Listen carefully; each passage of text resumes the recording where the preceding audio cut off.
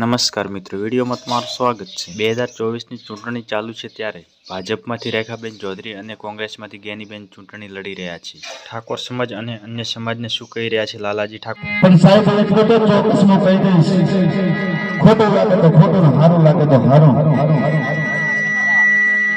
પણ સમાજને કેવું છે કે આપણે તો ભેળા છીએ, પણ જે સમાજનો આપણો નેતા લડે છે ચૂંટણી બનાસકાંઠામાં, અને એ જ્ઞાનીબેન લડે છે સાહેબ, જ્ઞાનીબેનને ટેકો કરજો એટલું જાહેરાતમાં અત્યારે તમને કહું છું। વર્ષોનો વાળો વહી ગયા સાહેબ, ઠાકોર સમાજનો વારો નથી આવ્યો। તમારા હગાવાલા હોય, કહેવાનું તો ના હોય ઠાકોર સમાજને, પણ કહી દઉં, તમારા હગાવાલા હોય, કુટુંબ હોય, 7મી તારીખે ભૂલ કર્યા વગર જ્ઞાનીબેન ઠાકોરને જીતાડીને દિલ્હી મૂકવા છે ને મૂકવા છે। હા, ખરેખર આ સમાજને તો ના કહેવું પડે।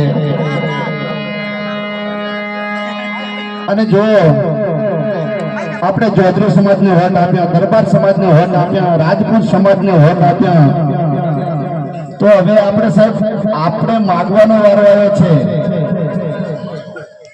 કે ભાઈ અમે તમને વર્ષોથી હાલતા આવ્યા છે, તો એક ફેરો અમને હાલો અને વળે તમને આપીશું એવી પ્રાર્થના કરી, અને 7મી તારીખે આપણું મત કોઈ બાકી ન જાય, એક મતદાન કરવાનું છે, એવી મારી 2 હાથ જોડીને તમને બધાને પ્રાર્થના છે।